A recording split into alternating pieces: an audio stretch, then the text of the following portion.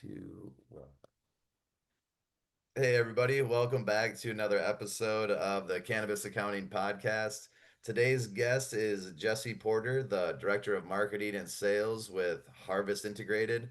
Harvest Integrated provides climate as a service and a few other things. I'll let Jesse introduce himself and explain a little bit about Harvest, and then we'll get into his story. Jesse, take it away.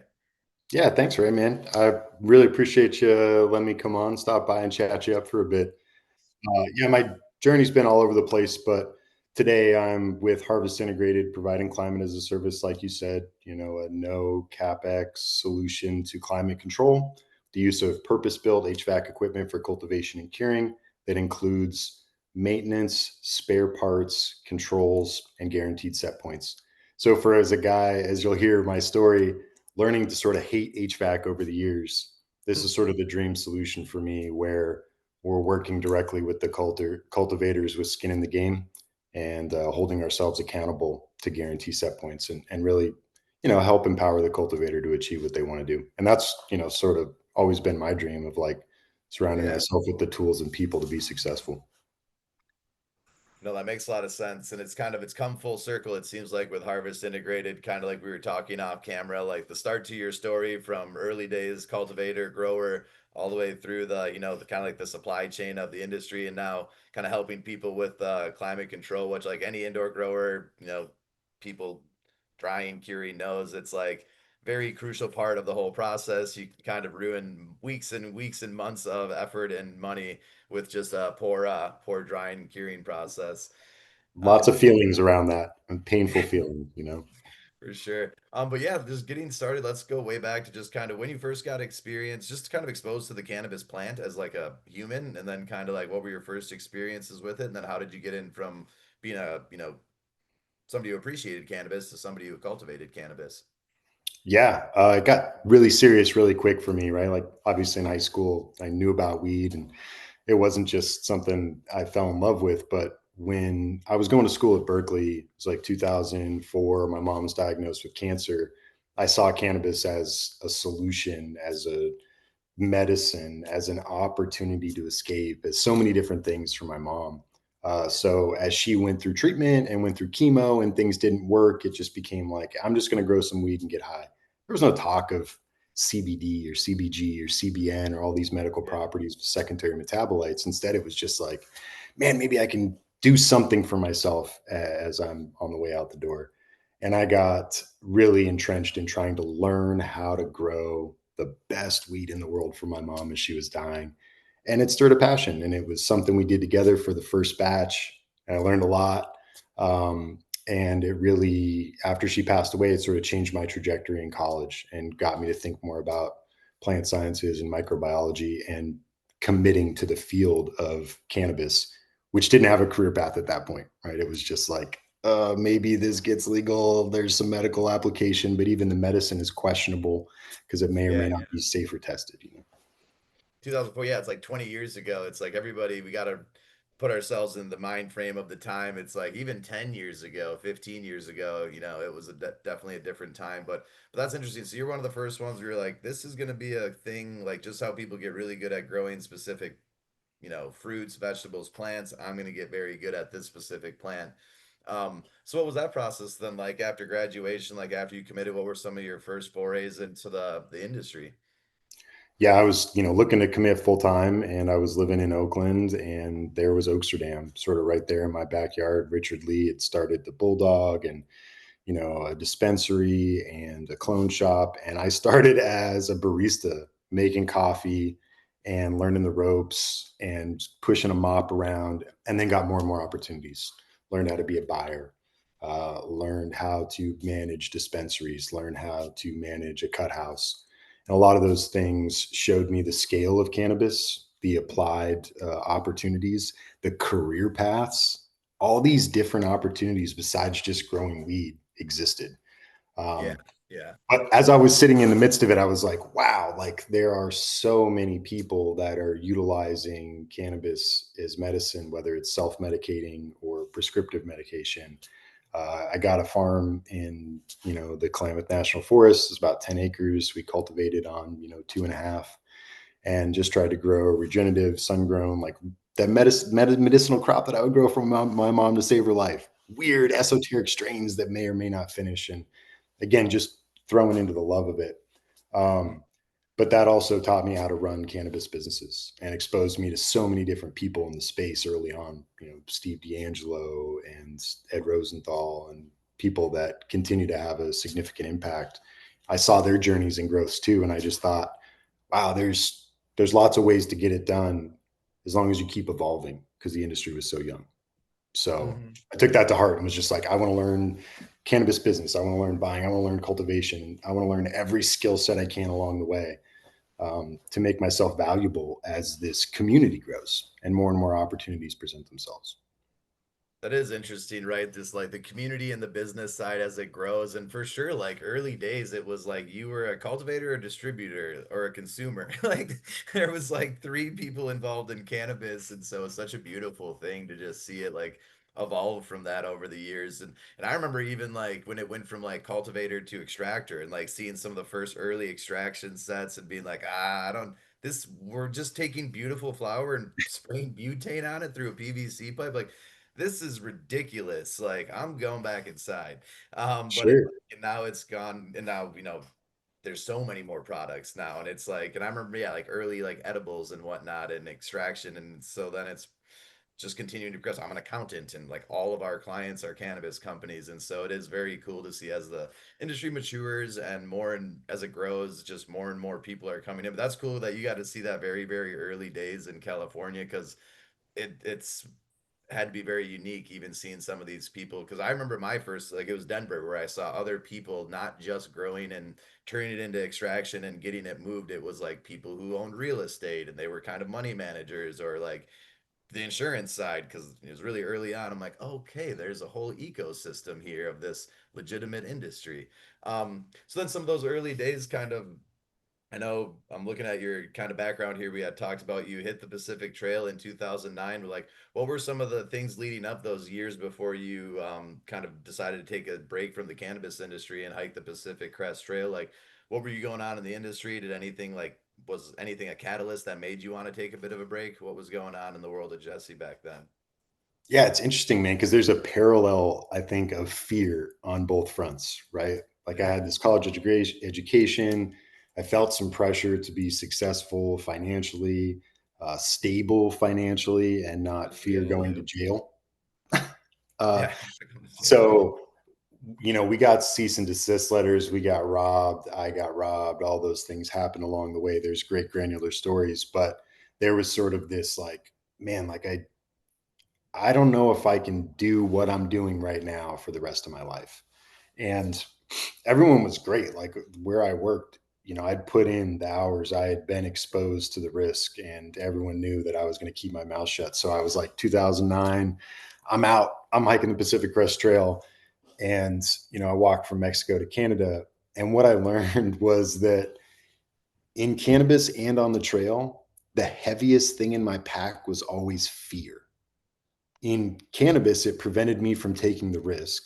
And in on the trail, it's the reason I brought the extra pair of socks that broke my back as I tried to climb the last pass of the day at 12,000 feet.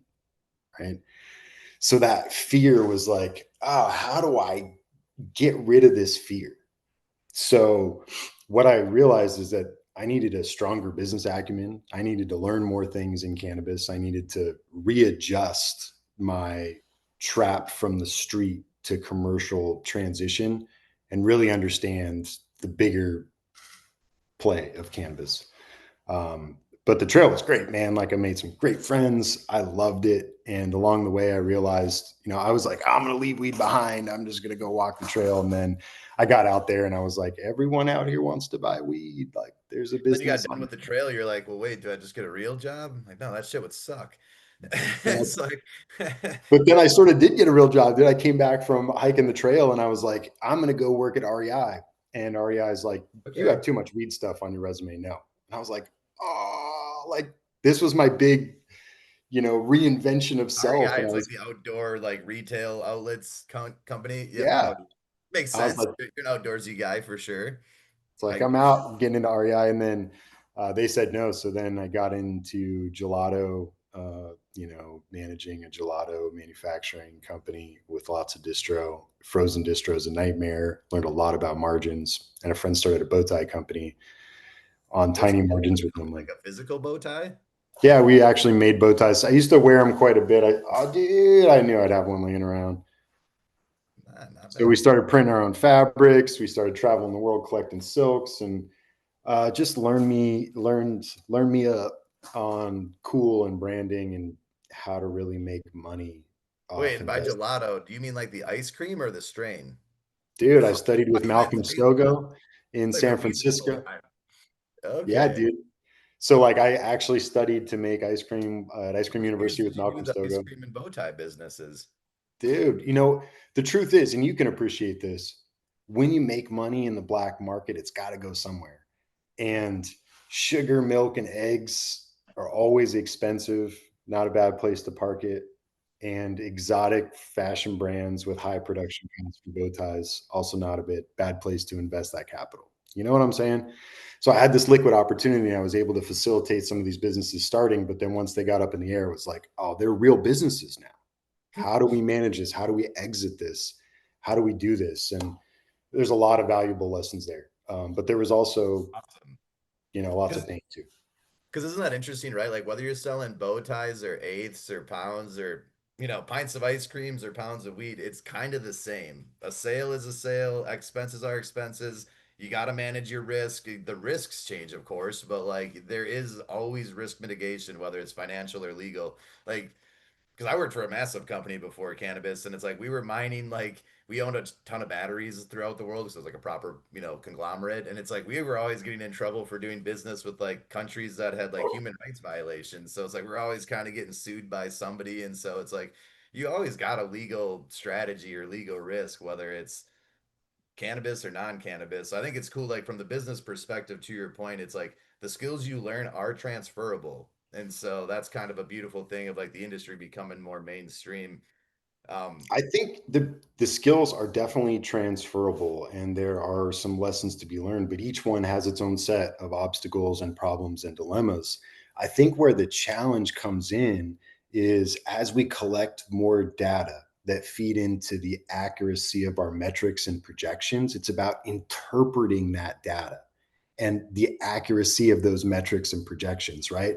Because someone without industry experience might project it a certain way or interpret it a certain way, whereas someone from inside might see it as a failure or a lack of achievement or something that needs investment to fix. So, figuring out how to really get on the same page about interpreting the data and the metrics that we collect, especially in commercial cannabis cultivation, yeah. when we're breaking down those problems and obstacles to overcome, each one has something you can measure along the way and determine whether or not you're in a variable of safety or outside of it. Let's talk through some of those kind of KPIs around cultivation, and we'll get into the environmental kind of KPIs and, set points that we use. But just thinking, because I do 100% agree with you, and I think through it more of like it's not so much people coming into the industry, because there's people from finance who have been in the industry a long time, but they just know nothing about operations. They're like, I've been doing tax returns for 5 years, but like I've never been inside a grow. And so it's like, all right, well, you clearly have industry experience, but you don't have operations experience. And then for sure, once you get into like, I think of it as finance and ops, and it's like there's always like we speak different languages, but we're in the same boat trying to get to the same place. And if we're like rowing off cadence, it's just gonna take longer to get there. Yeah, or we just go in circles until we sink. And so it's Sure. like how do you kind of think through kind of almost like an interpreter, like how do you interpret the KPIs to the finance? And I guess first, like what are some key KPIs that you think people in finance should know, like that they're like, hey, this is important for you to know for either sales forecasting or expense budgeting? And then what are, I guess, do you have any other ones where like finance always focuses on this, but I don't think it's that important from ops? It's interesting, man. What a great loaded question that I wasn't expecting.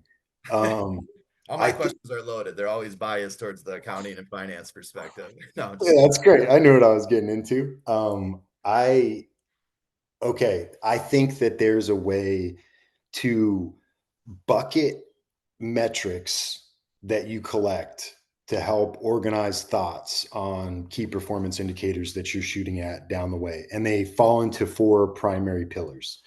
This comes to me after owning an 11,000 square foot hydro shop in Oakland and looking customers dead in the eye day after day, 7 days a week, and helping them be successful. So, dealing with their failures, dealing with bad advice that I gave, and understanding the metrics of success, how they were measuring them, and how they were making money and being successful so they could come back and support my shop taught me a lot, right? And then that transitioned into commercial sales like Inspire Transpiration Solutions and Grow Glide and consulting all across the US that put me into a lot of facilities that gave me perspective on these metrics. And each facility can have its own hierarchy of metrics as how Yep. they see it impacting their business goals. But the four pillars to me that every time I go into a facility, I think it's about quality, quantity, consistency, and efficiency. And you have to get one of the first two. You have to either nail quality or quantity. Be great to nail both, but come on, hopes and prayers. Like, let's nail one of those consistently so we get brand identity. And then we work on that Kaizen mentality of continued refinement to become operationally efficient, energy efficient, labor efficient. So, those buckets, right? When we're talking about yield or talking about quantity, we're talking about yield. Grams per square foot is a metric that we can apply over lights and square footage and sizing and footprint and Yep. watts. And then, you can get deeper, but extract yield is important too, right? So understanding how much secondary metabolites you produce per square foot for extract. So that's quantity, right? Yep. and Grants. and there's lots of other metrics that fall in there, but that's a big bucket. And then quality, which you could base on COAs, you could base on price per pound, how much money they actually got for the pound, or you could base on sell-through numbers, all of which are trackable metrics that show you, you know whether or not the quality of your product resonates with their customer base and lines up with your projections. I like the And idea of using price as a metric for or like a signal for quality. It's like intuitive, like no, well, no shit.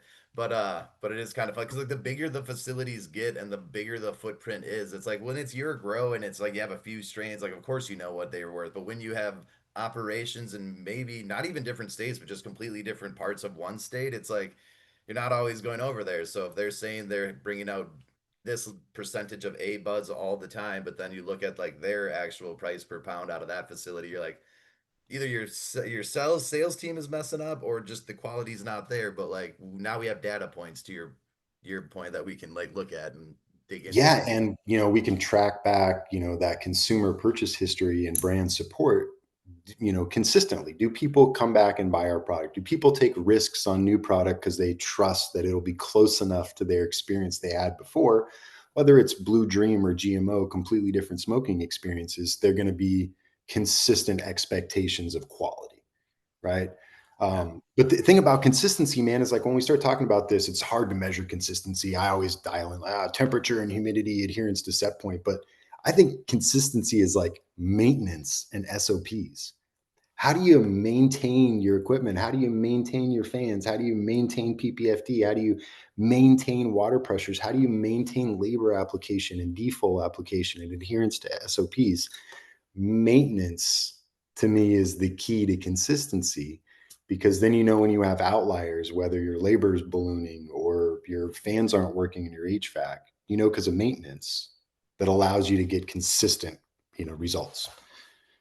Huh. No, that is interesting, right? Because like to your point, like quality or quantity, like you just pick one to get really good at first, but then to do that consistently, it is the maintenance or SOP driven. Like obviously, like yeah, just thinking through an indoor facility, it's like, well, if you want this room to pump out this amount of product at this quality, it's going to be based on set points and this like very regimented routine that we put these plants through while they're in this room. And yeah, it does kind of just come down to maintaining your fans, your equipment, all the stuff that grows the cannabis. Because it's like it's climate controlled environment. It is just such a its own beast. It's like outdoor grows I feel like are so much easier than indoors because it's like obviously it's cooler because you can get more harvest per year. You can control everything, but it's like but it comes with a cost and it comes with like a technical acumen that like Sure. we kind of talk about this beforehand. It's almost intimidating, right? Like it's intimidating, like the indoor grow acumen, whereas like I'm used to like hoop houses at most, it's like, and even Sure. that I can screw up. So I guess like how do you think through that evolution of like the cultivator becoming a grower, becoming an engineer, like kind of just what's the mindset through that evolution process? And then just like physically, how does it work?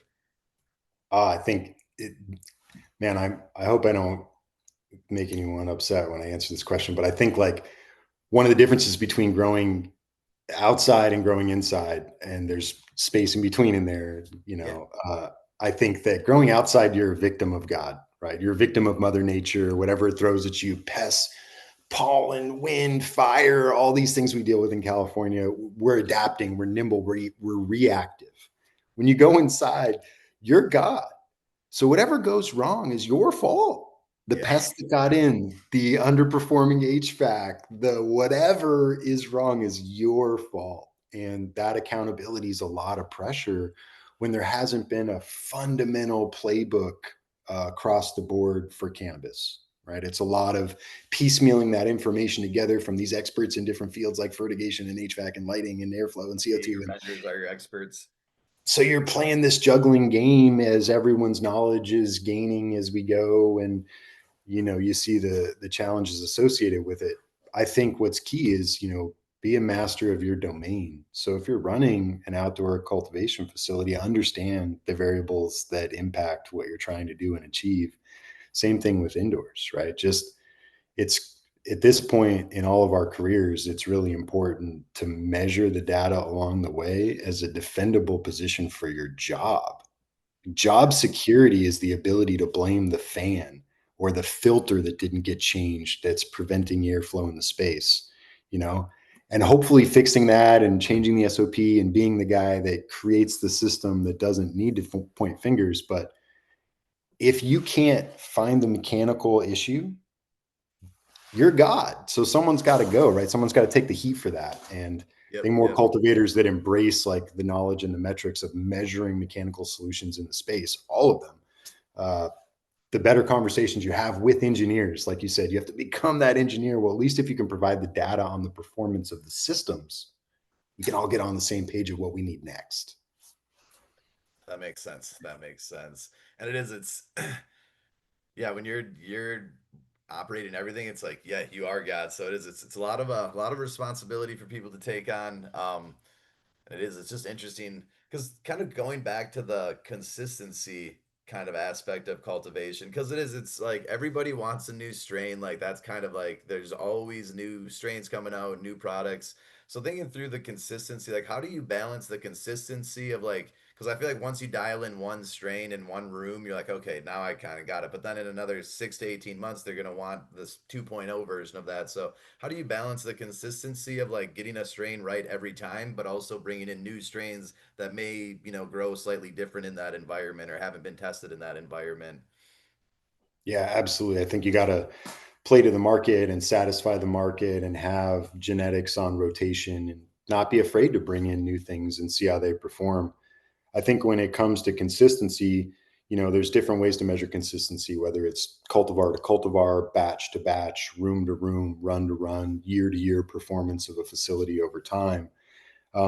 Look at the way those things balance out. But when it comes to dialing in the performance of a cultivar, coming into that run, you'll have expectations on yields Okay. and COAs, and you'll either exceed those expectations or fall short.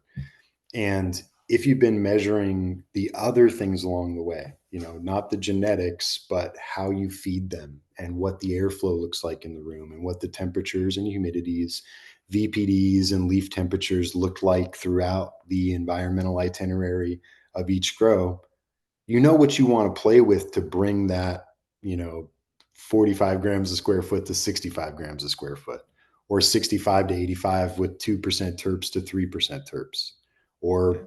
30% to 33% THC. A lot of these numbers people, just throw around because the validity of testing, but they're they're numbers that get dollars, and there's numbers that we target, and they're numbers we manipulate our environment to achieve. So you don't throw out a great cultivar just because it under yields. You figure out how to optimize that cultivar, and you do it through data and then control, right? changing what you did the next time with different expectations as a result. No, that makes a lot of sense, and I love that kind of stuff because it's just interesting. It's like everybody wants to imagine these like super bespoke, like kind of like craft cultivars, and like there'll always be that, but it's like the nature of cannabis, and as we want it to become more accepted and mainstream, it's like you're gonna get a little bit of mass production where it's like that's kind of the goal. Like if people drink, like there's craft beer and there's normal beer or light beer, and it's like, well, you drink light beer because you know it's going to be the same every time and you can like get it, it's pretty accessible. And so it's like as people start to grow more and more and get years of data, and actually the demand does actually dictate that we have these massive facilities, it's like that is how growing weeds get, like these are how the conversations are going to go. It's like data driven. And I don't know, just like somebody who's like been there forever, it's like I know the cult, like people who love the plant and love the natural aspect of it are like, oh, you can't just grow it indoors and make it a data driven thing. But it's like, yeah, we can. It's a CPG at the end of the day, and consumers need a consistent product. If you want the really, kind of sewer grade, go get it. Like it'll be there. Okay, I love what you say about consistency too. Like people do want a consistent product. They want a dependable expectation satisfaction. That's Like that whether it's this dopamine. cultivar or the brand, I just want to know it's always going to be good or at least valuable, like for my Right. price. And there's certain cultivars that lean towards maybe more deviation from environmental set points than still being successful, still yielding, still not rotting, still expressing. So it's easy choice for larger scale cultivation facilities to pick those polyhybrids and be like, we're going to play the generic game, lemon, cherry gelato, Kush Mints, Blue Dream, right? And I think it's important to have those because that does satisfy a customer base that's like, cool, just terpy enough, just high enough, just enough of experience.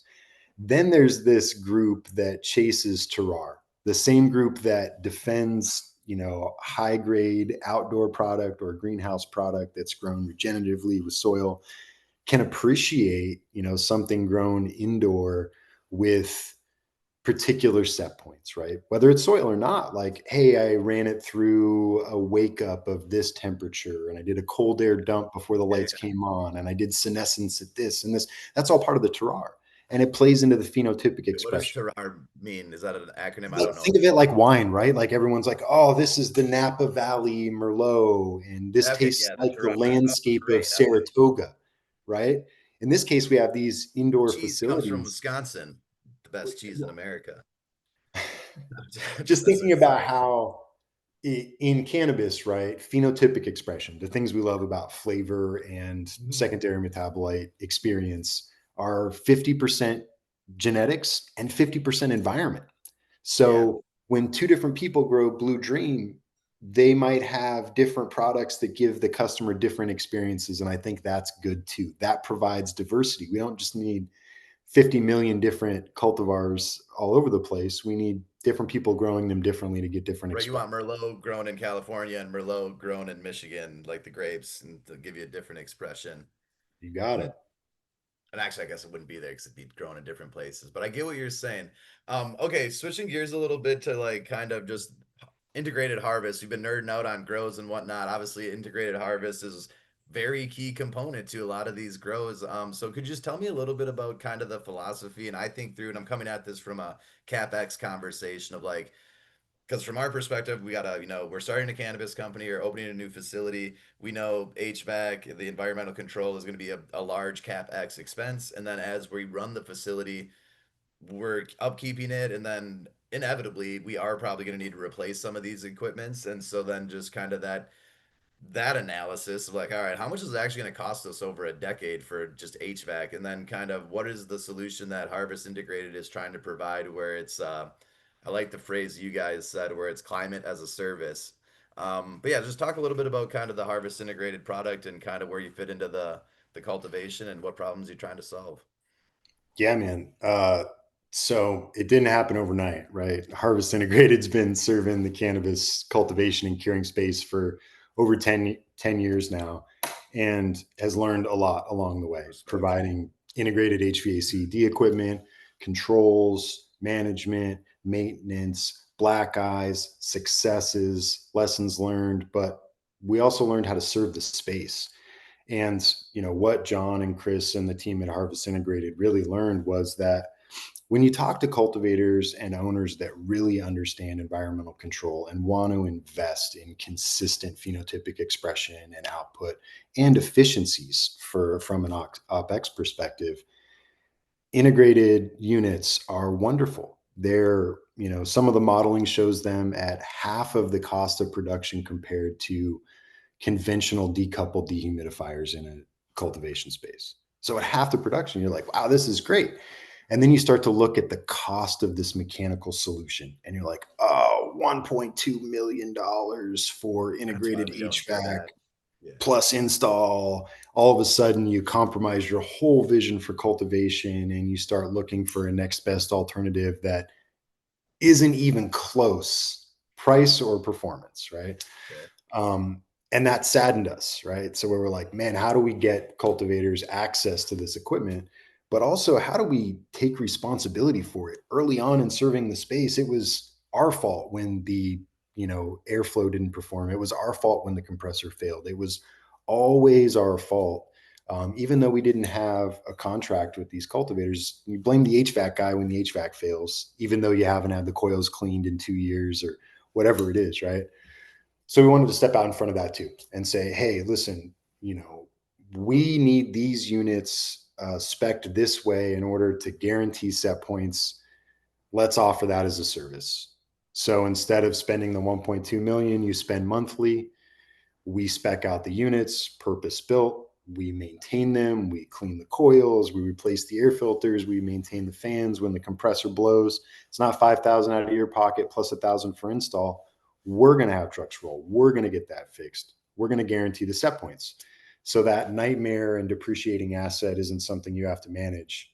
Instead, you can put out other fires in your cultivation facility or optimize if you're in that position to do so.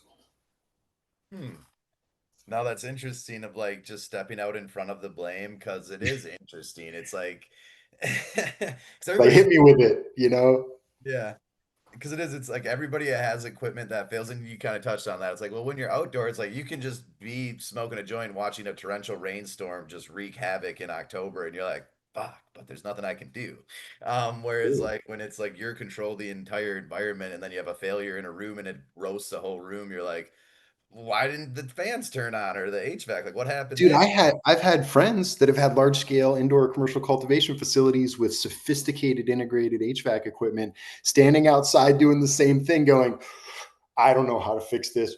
I don't know how to adjust a PID loop. I don't know what to do, bro. Like, who do I call for help? And No, realizing that that too, it's like, oh, that cultivator isn't an engineer. It's not an HVAC engineer. How do we support that person who's out in the field in the middle of nowhere in Michigan or Oklahoma or Missouri? Like, No, that is interesting. And yeah, and getting in front of that and like, because obviously they are going to call you anyways. And so it's like, they're just going to look at the back of the unit, be like, all right, who I got to call? And so it's like, all right, let's just at least get paid and then we can mitigate this thing. Because to your point, it's like anybody who's ran grows and like machines, it's like, dude, we got to clean this. Like, if I know it's like the end of the day, but like if we don't, it's just there's cannabis is sticky and there's like particles everywhere. And like people just, it's not a clean thing growing and processing cannabis. So, especially 24-hour processing of the air, right? Air exchanges every few minutes, like constant air going through the coils and the filtration system and water movement through that space. Like, it requires management. And sometimes you don't realize it. That's why Harvest loves, the mature market, Michigan, Oregon, California. These people have felt the pain. They've lived with HVAC. They understand what it means to not be in control and to be able to find a solution that isn't them replacing parts or them adjusting controls, not knowing what the outcome is going to be. It's more of a relationship that they can depend on, right? no, for sure. And it's interesting too, because like everybody started automate, like there was automation that came into cultivation where, we could fertilize and do a lot of stuff just automatically. But then they needed to have like sensors to like monitor the automation because like everybody's had automation fail. And then you're like, shit. And so like having automation to monitor or monitors to monitor the automation, I think is kind of like becomes their job where it's like, which that's interesting too. I feel like so is that kind of what Harvest does as far as like the integration piece, where instead of just having like 8 rooms, you go into each individual room and check the the We environment. have sensors in each room, sensors on the unit, on the intake, on the exhaust, and a variety of different controls mechanisms that allow us to control the performance of the features of the unit to match the expectations in the room. The interesting thing about sensors that you bring up there, dude, and I've talked about this for years, is this conversation of range versus resolution, right?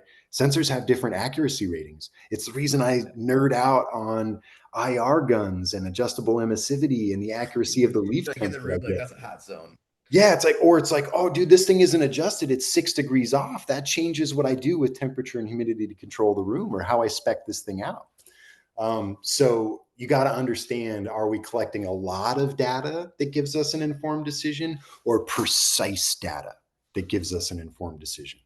Again, back to interpreting that data, those metrics and those variables, like how does this inform our decision? Well, this is a lot of aggregate. That's great. Put that into this funnel in this bucket. Oh, these exact pinpoints are critical.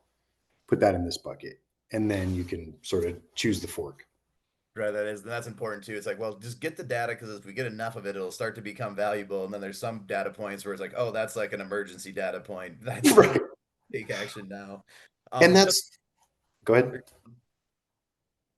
no, I was just gonna kind of go through like the maintenance of the machine. What about like the installing, and not just the machine, but the whole system? Like, so did you guys? I get that you guys kind of get paid to maintain the machines. Do you also own the machines and they kind of rent the machines from you, or do you sell it to them and then just get paid to maintain it? Yeah, the machines are part of our service contract. We do own those machines. That's how we're able to get them up front without CapEx capital from the customer. Um, but the expected lifespan, let's call it 10 years on commercial equipment, is really more like five because we're running it 24 hours a day Yeah. and we're doing high performance dynamic adjustments at set point. So that's sort of what we're trying to do, is just get into a relationship that's realistic. And then at the end of that relationship, if we need new HVAC, we'll bring in new HVAC, but hopefully we can maintain all those components along the way. So that's not really needed. But again, we're talking a $5,000 compressor replacement. We're talking 12,000 on controls. We're talking about hot ambient or cold ambient kits for 6 grand.